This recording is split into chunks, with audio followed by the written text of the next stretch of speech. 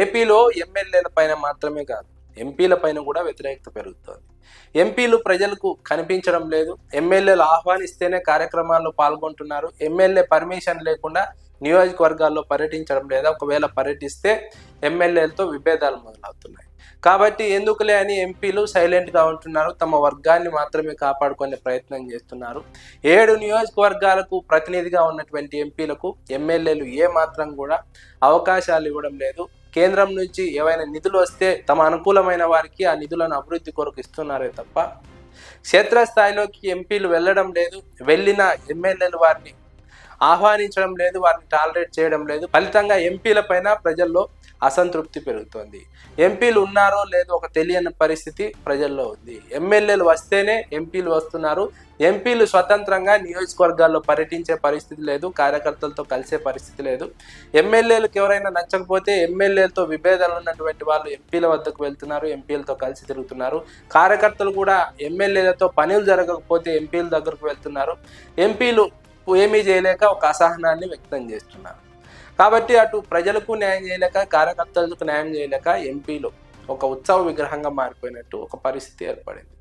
అందుకే తెలుగుదేశం పార్టీ ఇటీవల నిర్వహించిన సర్వేలో ఎంపీల పైన వ్యతిరేకత పెరిగింది, ఎంపీల పైన అసంతృప్తి ఉంది. కేవలం 5 మంది పైనే అంతో ఇంతో సానుకూలత ఉంది, మిగిలిన అందరిపైన కూడా వ్యతిరేకత ఉంది, అసంతృప్తి ఉందని చంద్రబాబు నాయుడు సాక్షాత్తు ఎంపీలను హెచ్చరించినట్టు ఒక చర్చ ఉంది. ప్రధానంగా ఎంపీలకు ఎమ్మెల్యేలకు గ్యాప్ ఉంది. ఎంపీలు స్వతంత్రంగా ఎమ్మెల్యేలు లేకుండా నియోజకవర్గాల్లోకి వెళ్ళలేకపోతున్నారు, కార్యకర్తలతో కలవలేకపోతున్నారు, ఏవైనా పనులుంటే చేయించుకోలేకపోతున్నారు. ఎమ్మెల్యేకే పూర్తిగా సామంత రాజ్యాన్ని వదిలేసినట్టు ఆ నియోజకవర్గాలను వదిలేస్తున్నారు. రాష్ట్ర ప్రభుత్వ వ్యవహార శైలి కూడా ఇందుకు కారణం అన్నది ఒక అంచనా. ఎమ్మెల్యేకు మొత్తం నియోజకవర్గాన్ని ఒక సామంత రాజ్యం లాగా కట్టబెట్టడం కారణంగా ఎంపీలు అక్కడ వెళ్ళలేకపోతున్నారు, ఎలాంటి అభివృద్ధి కార్యక్రమాలు చేపట్టలేకపోతున్నారు. ఎమ్మెల్యేలు పర్మిషన్ లేకుండా అక్కడికి వెళ్ళలేని పరిస్థితి ఉందంటే ఇక ఎంపీలకు ప్రజల్లో మంచి పేరు ఎలా వస్తుంది, ప్రజల్లో అసంతృప్తి రాకుండా ఎలా ఉంటుంది, ప్రజల్లో ఎలా మంచి పేరు తెచ్చుకోగలమన్న వాదన కూడా ఎంపీల్లో ఉంది. ఏమీ చేయలేక సైలెంట్గా ఉన్నారు. ప్రతి నియోజకవర్గంలోనూ ప్రతి ఎమ్మెల్యేతోనూ ఎంపీలకు విభేదాలు ఉన్నాయి, లేదా విభేదాలు పెట్టుకోలేక సైలెంట్గా ఉండిపోతున్నారు. ఎమ్మెల్యే పిలిస్తే వెళ్తున్నారు, లేదంటే గమ్మున ఇంట్లో కూర్చుంటున్నారు. ఇది ఏపీలో ఉన్నటువంటి పరిస్థితి. ఈ పరిస్థితి కారణంగానే ప్రజల్లో అసంతృప్తి పెరుగుతుంది. దీనికి తెలుగుదేశం పార్టీ అధిష్టానం, ప్రభుత్వం కూడా ఒక కారణం. తెలుగుదేశం పార్టీ అధిష్టానం ఎమ్మెల్యేలకు పూర్తిగా ఫ్రీ హ్యాండ్ ఇచ్చింది, ఎంపీలకు ఆ రకమైన ఫ్రీ హ్యాండ్ ఇవ్వకపోవడం కారణంగా ఎంపీల పైన ప్రజల్లో అసంతృప్తి పెరుగుతోంది. అదే విషయమే చంద్రబాబు నాయుడు సర్వే చేయించినప్పుడు వెల్లడైంది.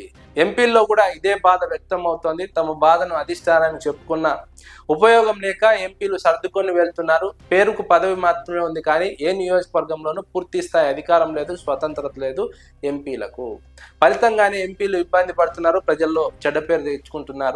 కానీ చంద్రబాబు నాయుడు మాత్రం ప్రజల్లో చెడ్డ పేరు వచ్చిందంటూ మాట్లాడుతున్నారు. దీనికి ఒక రకంగా చంద్రబాబు నాయుడు కారణం.